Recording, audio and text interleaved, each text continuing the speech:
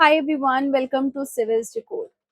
आज के लेक्चर में हम different parts of Indian constitution के बारे में बात करेंगे एंड ट्रस्ट मी, इस लेक्चर के बाद आपको पार्ट्स ऑफ कॉन्स्टिट्यूशन कहीं और से पढ़ने समझने की ज़रूरत नहीं पड़ेगी, क्योंकि जहाँ पे भी कुछ ट्रिक्स लगाए जा सकते हैं उसके थ्रू पार्ट्स को स्टडी करेंगे। And this is relevant for each and every exam, चाहे आप UPSC, state PSC, SSC, CDS या किसी भी वनडे एग्जाम की प्रिपरेशन कर रहे हो, दिस इज द टॉपिक जो हर एग्जाम में पूछा जाता है। Okay, so let us start with the parts of Indian Constitution. सबसे पहले अगर हम बात करें, हमारा कॉन्स्टिट्यूशन 26 ऑफ नवंबर 1949 को फॉर्म किया गया था, लेकिन इसका जो एनफोर्समेंट है वो कब हुआ था? 26 जनवरी को हुआ था, राइट। बन गया था ये 26 नवंबर 1949 को, जब इस पे साइन कर दिए गए थे। जब ये बना था उस टाइम पे जो पार्ट्स थे इंडियन कॉन्स्टिट्यूशन के, वो 22 पार्ट्स थे ओरिजिनली, और आज के टाइम पे प्रेजेंटली देखा जाए तो 25 पार्ट्स हैं। लास्ट टाइम हमने शेड्यूल्स ऑफ इंडियन कॉन्स्टिट्यूशन के वीडियो को कवर किया था। तब मैंने आपको बताया था कि शेड्यूल क्यों जरूरत में आए थे, क्यों हम शेड्यूल्स को लेके आए थे। और शेड्यूल तो चलो आ गए, अब हम पार्ट्स को क्यों लेके आए थे? पार्ट्स को भी बेसिकली सुप्रीम कोर्ट के लिए जुडिशियल रिव्यू के लिए लाया गया था। मेजर पर्सपेक्टिव इसका ये था कि अगर कभी इन फ्यूचर किसी सर्टन आर्टिकल को रेफर करना हो तो पूरा कॉन्स्टिट्यूशन खोल के ना देखना पड़े, सिंपली एक पार्ट के थ्रू ही आपको डिफाइन हो जाए कि कौन से पार्ट में किस पर्टिकुलर डायमेंशन के आर्टिकल्स रखे हुए हैं। जैसे एग्जाम्पल के लिए पार्ट 1 अगर मैं बोलूं तो समझ लेना चाहिए कि यूनियन और उसकी टेरिटरी के रिलेटेड जितने भी आर्टिकल्स हैं वो पार्ट 1 में होंगे। तो अगर मुझे यूनियन और उसकी टेरिटरी का कोई मैटर देखना है तो सिंपली मैं आर्टिकल 1 से 4 में चली जाऊंगी, जो कि पार्ट 1 का हिस्सा है, रादर देन पूरे कॉन्स्टिट्यूशन को फोलना और देखना निकाल के, वो बहुत टफ हो जाएगा, because our constitution is very bulky in nature. Okay, so let us see कि किस तरीके से इंडियन कॉन्स्टिट्यूशन जो है वो पार्ट्स को डिफाइन करता है।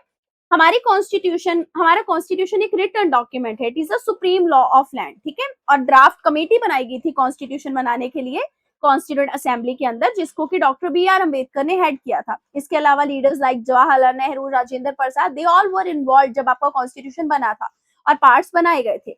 हमारा कॉन्स्टिट्यूशन इन इफेक्ट कब आया था? 26 जनवरी 1950 को ये इन इफेक्ट होना शुरू हुआ था, यानी इनेक्ट होना शुरू हो गया था। प्रॉपर गवर्नेंस के लिए कॉन्स्टिट्यूशन को अलग अलग सेक्शंस में बांटा गया, अलग अलग सब्जेक्ट्स डिफाइन किए गए। इसी के चलते 25 पार्ट्स आज के टाइम पे हमें दिखते हैं जो डिफरेंट सेक्शंस को स्पेसिफाई करते हैं, और गवर्नेंस, राइट्स और ड्यूटीज की अलग अलग पार्ट्स में बात की गई है। अब कॉन्स्टिट्यूशन के बारे में यहाँ से दोबारा कुछ चीजें आपको ध्यान रखनी है कि इसका एडॉप्शन हुआ था 26 जनवरी 1950 को। ओरिजिनली इसमें 22 पार्ट थे, 395 आर्टिकल्स थे और 8 शेड्यूल थे। प्रेजेंटली इसमें देखा जाए तो 448 आर्टिकल्स हैं, पार्ट्स भी इंक्रीज हो चुके हैं, 25 पार्ट्स, शेड्यूल टोटल इसमें 12 हैं। First of all we will see कि कौन कौन से पार्ट्स जो हैं वो एग्जिस्ट करते हैं, ठीक है। एक एक पार्ट को हम देखते जाएंगे। जब मैं पार्ट की बात करूंगी तो उससे एसोसिएटेड आपको आर्टिकल्स जो हैं वो भी ध्यान में आ जाएंगे कि कौन कौन से आर्टिकल्स को रेफर किया जा रहा है पार्ट को कॉल करते time. Like if I am talking about part 1, तो पार्ट 1 में 1 से 4 तक आर्टिकल आते हैं, पहले 4 आर्टिकल, ठीक है। हमारे दिशाएं कितनी होती हैं, डायरेक्शंस कितनी होती है? 4 दिशाएं होती हैं। तो कोई भी देश अगर बनेगा तो चारों दिशाओं में फैलना चाहिए, उसी हिसाब से समझो पार्ट 1 से 4 के बीच में यूनियन और उसकी टेरिटरी की बात हो रही है, यानी हमारे देश का विस्तार कितना है, कितनी इसमें स्टेट्स हैं, इंडिया यूनियन ऑफ स्टेट्स है, इंडिया में नई नई स्टेट्स बनती हैं, बाउंड्रीज का अल्ट्रेशन किया जा सकता है, नई टेरिटरीज को इसमें शामिल किया जा सकता है। तो ये 1 से 4 के आर्टिकल में कवर होता है, जो कि पार्ट 1 का हिस्सा है। तो आम सी बात है, पहले देश बनेगा, उसका विस्तार होगा, उसके बाद ही तो आगे कोई नया पार्ट आएगा, ठीक है। तो पार्ट 1 तो ये हो गया, इस तरीके से याद कर लोगे। पार्ट 2, अब नया देश बन गया, चारों दिशाओं में उसका विस्तार हो गया, नॉर्थ साउथ ईस्ट वेस्ट पूरा फैल चुका है। अब इस पूरे विस्तार में जो लोग रह रहे हैं उनको सिटीजनशिप भी तो दोगे ना। सिटीजनशिप से क्या होगा? उनको सेंस ऑफ बिलोंगिंगनेस आएगी कि हम इस देश का हिस्सा है। तो जो नेक्स्ट पार्ट होगा, पार्ट 2, वो सिटीजनशिप की बात करेगा। Part 2 talks about the citizenship, और सिटीजनशिप के लिए आर्टिकल 5 से आर्टिकल 11 आपको ध्यान रखने हैं। अच्छा, let me tell you, citizenship, fundamental rights, directive principle of state policy और फंडामेंटल ड्यूटीज, इसके आर्टिकल्स का रेंज ना आपको याद ही रखना पड़ेगा, because they are very very important. Article 5 से 11 बात करता है सिटीजनशिप की, कैसे सिटीजनशिप हमारे कॉन्स्टिट्यूशन के कमेंस होने के दौरान दी गई थी, कौन कौन से रूल्स बनाए गए हैं जिससे सिटीजनशिप टर्मिनेट की जा सकती है, एक्वायर की जा सकती है। अब 5 से 11 में सिटीजनशिप डन हो गई, ठीक है। उसके बाद सिटीजनशिप देने के बाद इन्हीं सिटीजन सवाल करेंगे कि बताओ हमें सिटीजनशिप तो दे दिया, हमारे राइट्स के बारे में तो बताओ, हमें आप और क्या क्या एक्स्ट्रा दे रहे हो, तभी हम इस देश में रुकेंगे वरना नहीं रुकेंगे, ऐसे समझो। तो पार्ट 3 बात करता है फंडामेंटल राइट्स की, which is the very essential part of Indian constitution. Article 12 से लेकर आर्टिकल 35 के बीच में आपके फंडामेंटल राइट्स आते हैं। इन्हीं आर्टिकल्स में डेफिनेशन भी दिया गया है स्टेट का। तो बेसिकली 6 कैटेगरी के फंडामेंटल राइट्स सिटीजन्स को दिए गए हैं इस थर्ड पार्ट के अंदर। हमने यूएसए के बिल ऑफ राइट्स से इंस्पायर होकर फंडामेंटल राइट्स को इंडिया में इंट्रोड्यूस किया था। देन उसके बाद फंडामेंटल राइट्स की बात हो गई। अब सरकार को समझ आ गया कि हमने चारों दिशाओं में अपना विस्तार किया, पहले पार्ट में, दूसरे पार्ट में सिटीजनशिप दे दी, तीसरे पार्ट में फंडामेंटल राइट दे दिए। अब सरकार बोलेगी अब तुम रुको जरा, हमने तुम्हें सब कुछ दे दिया, अब हमारी बारी, अब हम अपने लिए भी कुछ टर्म्स एंड कंडीशंस रखेंगे। तो सरकार अपने लिए एक डायरेक्शन जारी करेगी कि सरकार काम कैसे करेगी, ठीक है, डायरेक्शन जारी करेगी, ऐसे समझो। तो डायरेक्शन से वर्ड आता है डायरेक्टिव। तो अगला पार्ट जो पार्ट 4 है वो directive principles of state policy के बारे में बात करता है। Directive principles of state policy article 36 से आर्टिकल 51 के बीच में आते हैं। तो इसमें स्टेट्स के लिए लिखी गई है गाइडलाइंस या डायरेक्शंस जिनको स्टेट फॉलो करेगी, ताकि स्टेट एकदम जस्टिफाइड सोसाइटी बना सके, सोसाइटी में इक्वालिटी ला सके और गवर्नेंस के फंडामेंटल प्रिंसिपल्स को स्टेट जो है वो फॉलो कर सके। तो चारों पार्ट डन हो गए। अभी सरकार कह रही है कि ठीक है हमने अपने लिए भी डायरेक्शंस बना ली, अभी तुम और रुको, सिटीजन बहुत बन लिए तुम, राइट्स बहुत मिल गए तुम्हें, अब हम तुम पे ऑब्लिगेशंस लगाएंगे, ड्यूटी लगाएंगे।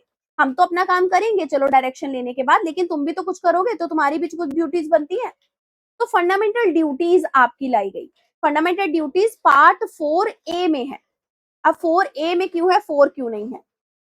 जब भी मैं बात करूंगी 4A के बारे में, 14A के बारे में, 9A के बारे में, जब ABC लिखा जा रहा है ना उसके आगे, तो ये समझ लेना कि ओरिजिनली ये पार्ट कभी एग्जिस्ट नहीं करते थे, इनको आफ्टर अमेंडमेंट लाया गया है, यानी बाद में इंट्रोड्यूस किया गया है। क्योंकि ओरिजिनली तो हमने देखा 22 पार्ट थे हमारे यहाँ पे, है ना, बाद में 25 हो गए थे। तो in the same manner originally ये पार्ट्स एग्जिस्ट नहीं करते थे। तो फंडामेंटल ड्यूटी वाला जो पार्ट 4A है ये पहले एग्जिस्ट नहीं करता था, बाद में आया है, इसलिए पार्ट 4A कर दिया गया इसको, ठीक है। आर्टिकल 51A केवल सिंगल एक आर्टिकल है जिसमें फंडामेंटल ड्यूटीज की बात की गई है।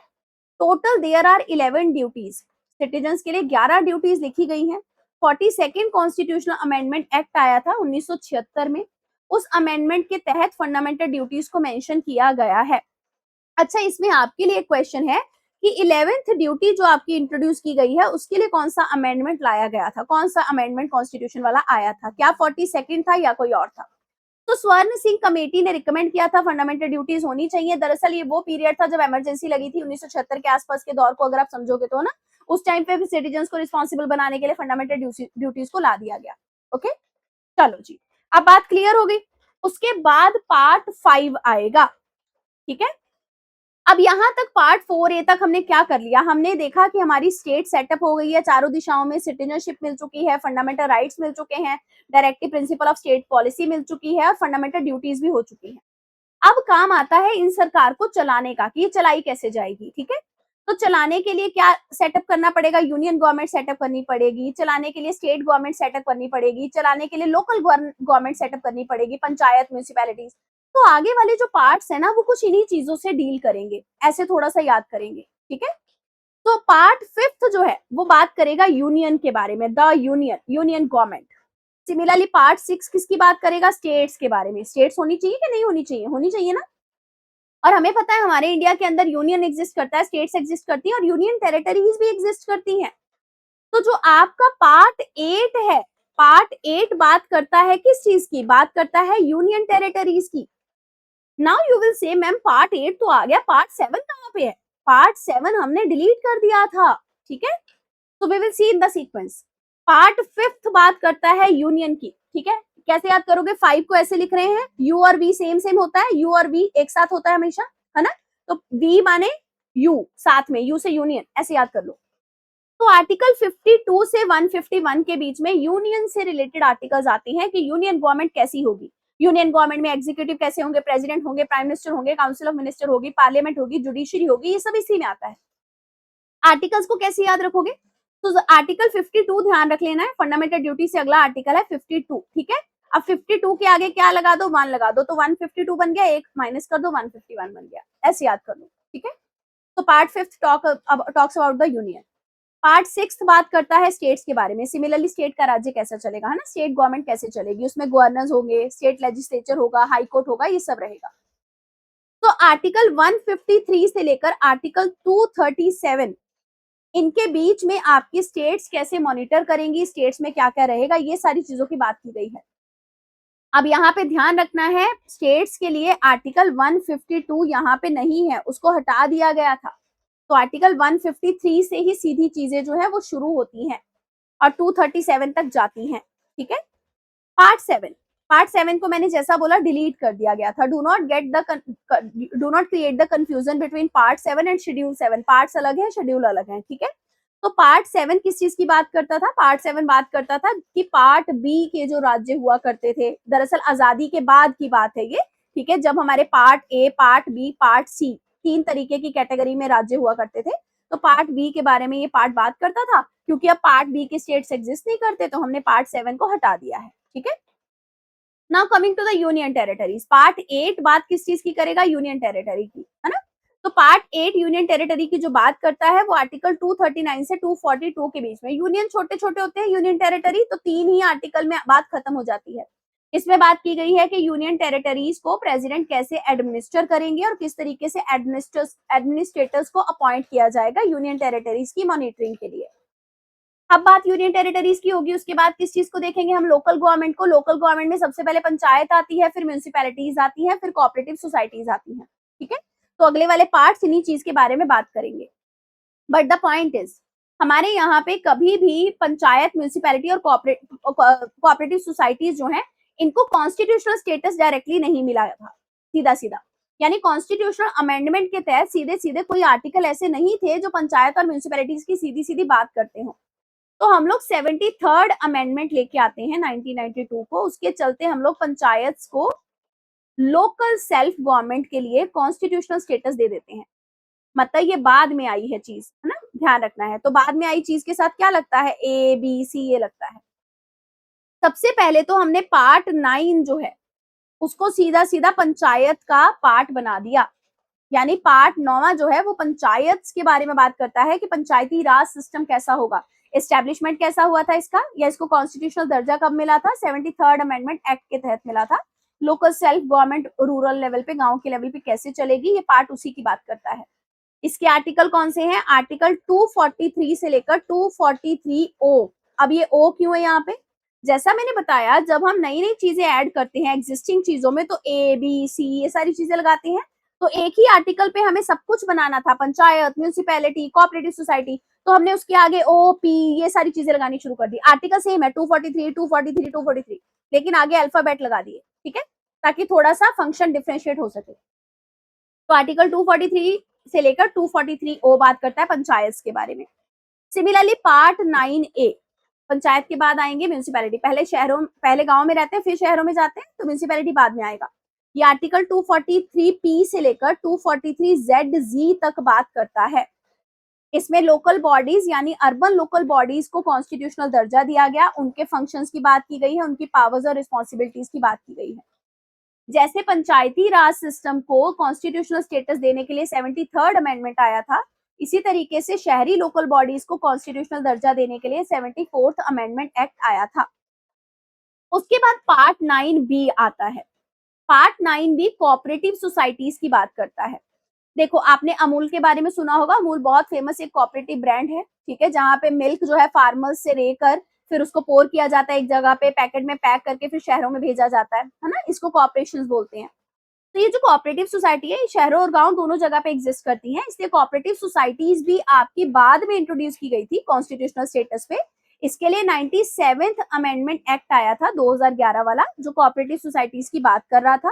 फिर इसी के चलते हमने पार्ट 9B इंट्रोड्यूस किया। ये पार्ट बात करता है कोऑपरेटिव सोसाइटीज के मैनेजमेंट और रेगुलेशन की। इसके लिए आर्टिकल 243ZH से लेकर 243ZT तक आता है, ठीक है। चलो, ये मामला डन हो गया। दोबारा से रिवाइज कर लेते हैं ताकि आपको चीजें फटाफट से रिकॉल हो जाएं। हमने देखा सबसे पहले 4 डायरेक्शन की बात हो रही थी, यानी सबसे पहला पार्ट बात करता है चारों दिशाओं में यूनियन और टेरिटरीज के बारे में। सेकंड पार्ट बात करता है इस जगह की सिटीजनशिप के बारे में। थर्ड पार्ट किस चीज की बात करता है, इनके फंडामेंटल राइट्स के बारे में। फोर्थ पार्ट बात करता है डीपीएसपी के बारे में। फिफ्थ पार्ट बात करता है फंडामेंटल ड्यूटीज के बारे में। इनफैक्ट फिफ्थ नहीं, आपका फंडामेंटल ड्यूटीज वाला पार्ट 4A है, ठीक है।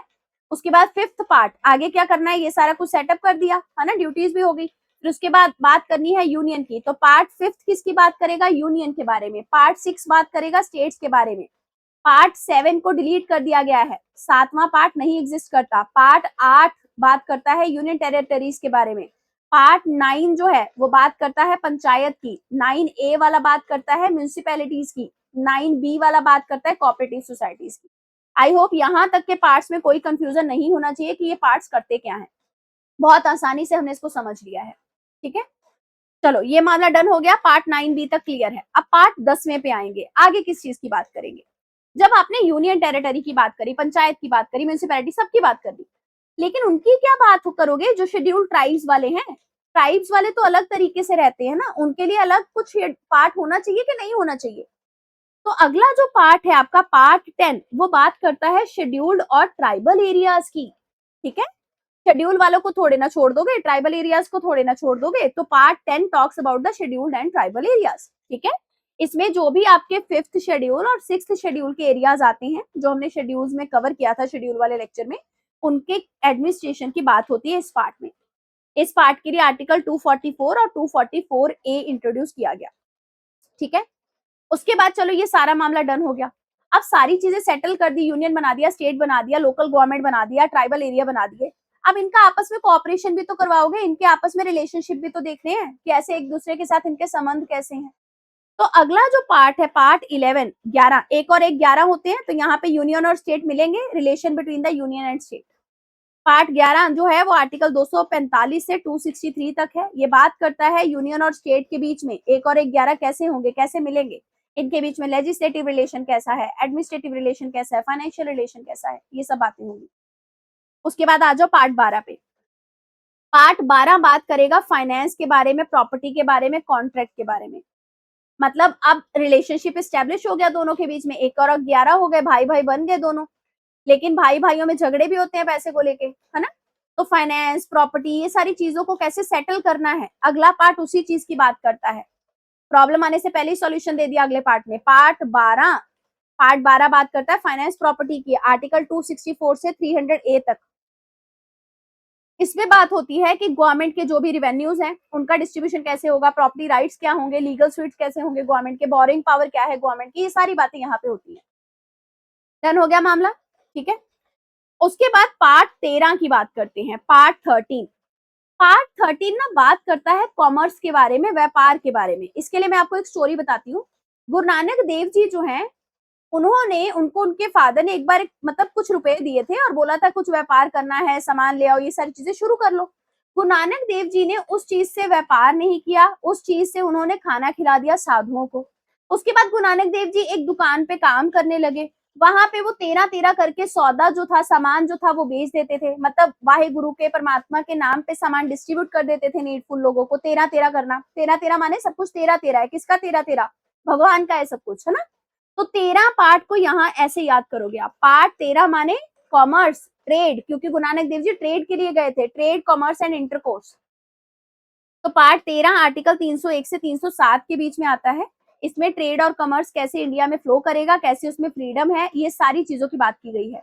और इसको हमने ऑस्ट्रेलियन कॉन्स्टिट्यूशन से लिया है, इसका मॉडल हमें ऑस्ट्रेलिया के कॉन्स्टिट्यूशन से मिला है।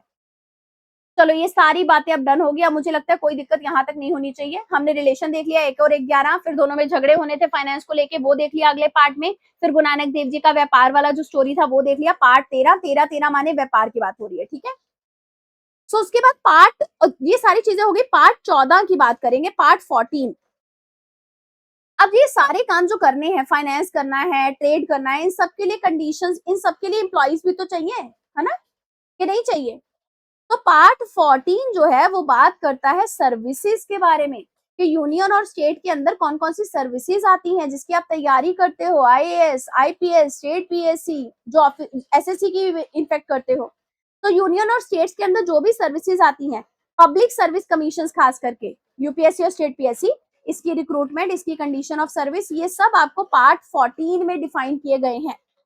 तो पार्ट 14 किसकी बात करेगा? 308 से 323 के बीच में सर्विसेज के बारे में बात करेगा, सर्विसेज की बात करता है पार्ट 14, ठीक है। उसके बाद जो अगला पार्ट है ना वो है 14A। जब ए आ जाता है तो इसका मतलब क्या होता है कि ये हमने बाद में इंट्रोड्यूस किया था। तो ये पार्ट बात करता है ट्रिब्यूनल्स की।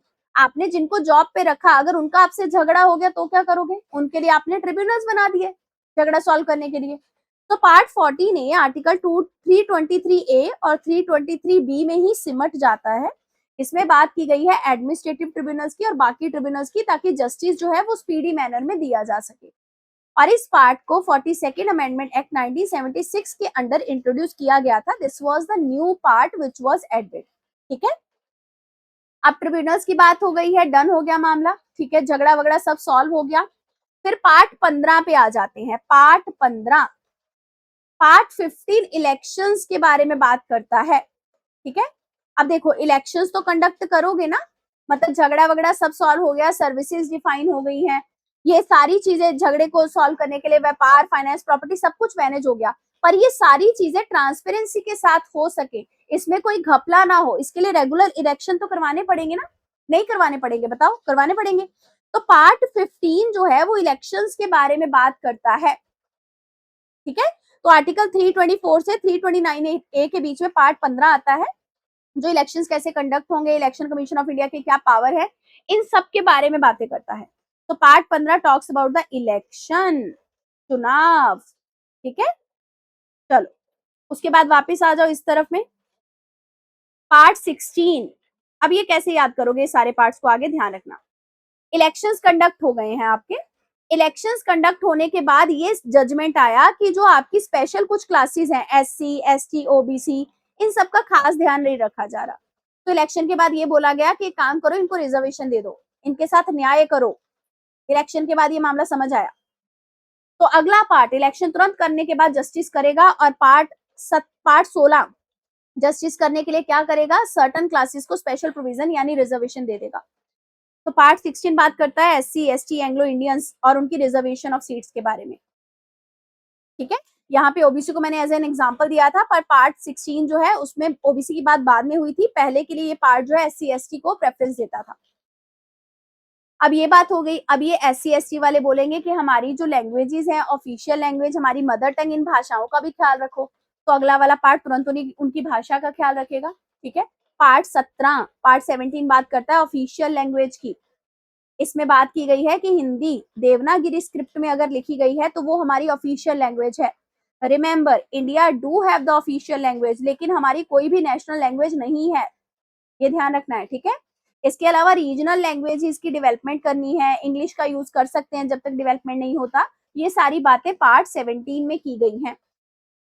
Then comes the part 18। Part 18 बात करता है इमरजेंसी की। अगर इन केस कोई आपदा आ गई तो क्या करोगे? अब सारा सिस्टम एकदम सही है लेकिन सडनली कुछ आपदा आ गई, पार्ट 18, ठीक है। 18, 18 और आपदा एक से एक जैसे लगते हैं ना, 18 भी अ से और आपदा भी अ से, ऐसे समझ लो, ठीक है।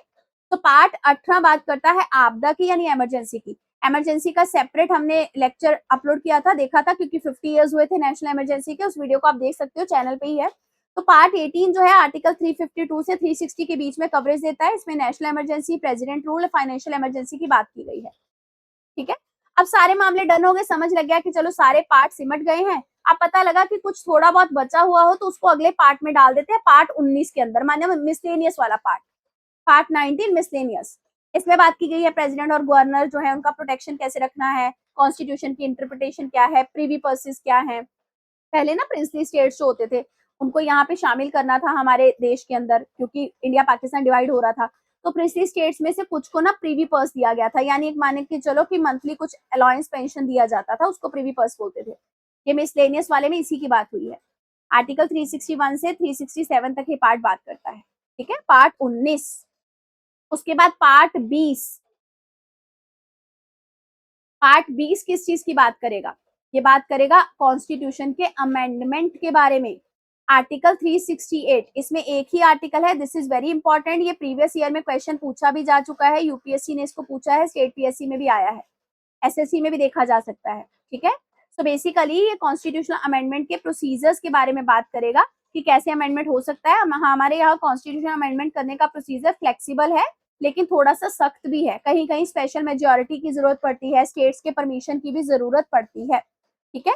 तो पार्ट 20 अमेंडमेंट की बात करता है, पार्ट 20, ठीक है, मतलब ऐसे समझ सकते हो आप, संशोधन करना, 20 ऐसे लिखते हैं, अमेंडमेंट माने संशोधन होता है, 20 संशोधन, ठीक है, 20 स से संशोधन। इसी तरीके से पार्ट 21 21 की बात करते हैं। पार्ट 21 बची खुची चीजों की बात करता है कि स्टेट और यूनियन टेरिटरी कुछ कुछ जो भी हैं उनके लिए अगर स्पेशल प्रोविजन बनाने हैं, टेम्पररी प्रोविजन बनाने हैं, यानी उनको थोड़ा पेसिफाई करना हो आगे चल के, तो पार्ट 21 के थ्रू किया जा सकता है, पार्ट 369 से 392 के बीच में है। Then comes the last part जिसको हम पार्ट 22 बोलते हैं, ठीक है। पार्ट 22 बात करता है कि अगर कॉन्स्टिट्यूशन को हिंदी में लिखोगे, ठीक है, तो वो किस चीज की, मतलब वो किस तरीके से लिखा जाएगा। तो 393 से 395 के बीच में पार्ट 22 आता है, ये बात करता है short title, commencement, authoritative text और अपील्स के बारे में, यानी कि डेट ऑफ कमेंसमेंट क्या होगी, अथॉरिटेटिव टेक्स्ट जो होगा कॉन्स्टिट्यूशन का हिंदी में वो कौन सा वैलिड माना जाएगा, कौन से प्रीवियस लॉ हैं जिनको रिपील किया जा चुका है, वो सब आपको इसी पार्ट में मिलेंगे। यानी अगर कभी जुडिशरी को रेफर करना हो उन कानूनों को जो रिपील किए जा चुके हैं वो पार्ट 22 में मिलेंगे आपको, ठीक है, 22। आई होप सारे पार्ट्स आपको क्लियर हैं, हमने सारे के सारे पार्ट्स देख लिए हैं, एक बार मैं फटाफट से आपको रिकॉल करवा देती हूँ। पार्ट 1 जो है वो बात करता है यूनियन टेरिटरी की, part 2 citizenship, part 3 fundamental right, फिर उसके बाद DPSP part 4, part 4A fundamental duties, part 5 union, union के बाद आएगा स्टेट पार्ट 6 में, पार्ट 7 डिलीट हो चुका था, फिर यूनियन टेरिटरीज आएंगी पार्ट 8 में, पार्ट 9 बात करेगा पंचायत की, 9A municipality, 9B cooperative societies, ठीक है। देन उसके बाद आपका पार्ट 10 आता है, पार्ट 10 बात करता है शेड्यूल्ड और ट्राइबल एरियाज की, क्योंकि यूनियन टेरिटरीज के बाद इनको मिस नहीं कर सकते हैं, ठीक है। देन पार्ट 11 आता है, पार्ट 11 बात करता है रिलेशनशिप बनाने की, 11 को याद किया था, एक और एक 11 रिलेशन बनाओगे फिर झगड़े, तो पार्ट 12 में फाइनेंस था क्योंकि झगड़े होंगे उसको सॉल्व करेंगे, फिर उसके बाद पार्ट 13 क्या था, व्यापार करेंगे, 13 की स्टोरी याद रखनी है। पार्ट 14 क्या था, सर्विसेज भी तो देनी है ना, पार्ट 14 में सर्विसेज दोगे, जॉब दोगे, लेकिन सर्विस का झगड़ा हो गया तो पार्ट 14A में निपटाओगे ट्रिब्यूनल्स के पास जाकर। फिर उसके बाद सारी चीजों को सॉर्ट करने के लिए पार्ट 15 में इलेक्शन करोगे, इलेक्शन के बाद समझ आएगा न्याय करना है, तो न्याय करने के लिए पार्ट 16 लेके आओगे, पार्ट 16 में स्पेशल प्रोविजन यानी रिजर्वेशन दोगे, फिर पार्ट 17 लाओगे, मदर टंग को, ऑफिशियल लैंग्वेज को प्रोटेक्ट करने की बात करोगे, फिर पार्ट 18 में जाओगे, 18 से हमने याद कैसे किया था, 18 से आपदा यानी इमरजेंसी की बात करता है पार्ट 18, और पार्ट 19 बात करता है मिसलेनियस बची हुई चीजों की, पार्ट 20 बात करता है अमेंडमेंट के बारे में, है ना। उसके बाद 20 स से संशोधन, 20 से स खत्म हो जाता है, संशोधन माने अमेंडमेंट। पार्ट 21 बात करता है टेम्परेरी और स्पेशल प्रोविजंस के बारे में, पार्ट 22 बात करता है शॉर्ट टाइटल और हिंदी के अथॉरिटेटिव टेक्स्ट के बारे में। तो ये सारा पार्ट्स के बारे में स्टोरी था, यहाँ पे एक रिकॉल है आपके लिए जिसको आपको ध्यान रखना है कि कौन कौन से नए पार्ट हमारे कॉन्स्टिट्यूशन में ऐड किए गए हैं जो आपको पता होने चाहिए, ठीक है। सबसे पहले तो हमने देख भी लिए थे, लेकिन यहाँ पे एक क्विक रिवीजन है। सबसे पहले पार्ट 9A जो है हमारे कॉन्स्टिट्यूशन में वो ऐड किया गया था 74th अमेंडमेंट एक्ट 1992 के चलते, लोकल सेल्फ गवर्नमेंट के लिए, ठीक है, अर्बन लेवल पे, शहरी लेवल पे। पार्ट 9B कोऑपरेटिव सोसाइटीज का है जिसको 97th अमेंडमेंट एक्ट 2011 के चलते लाया गया था। पार्ट 14A ट्रिब्यूनल्स के बारे में बात करता है, एडमिनिस्ट्रेटिव ट्रिब्यूनल और बाकी मैटर्स के ट्रिब्यूनल, ये कभी भी कॉन्स्टिट्यूशन का हिस्सा नहीं था, लेकिन इसको 42nd अमेंडमेंट एक्ट 1946 के चलते, 1946 नहीं आएगा, 1976 आएगा, 42nd अमेंडमेंट एक्ट, उसके चलते इसको इंट्रोड्यूस किया गया था, ठीक है। तो this is the whole story जो हमने पार्ट्स के बारे में देखी, थोड़ा सा ट्रिक्स लगाया, थोड़ा सा दिमाग लगाया। I hope you like the lecture. अगर अच्छा लगा हो और कोई टॉपिक आपको टफ लग रहा हो जिसको आप करना चाहते हो, you can mention in the comment. Thank you very much.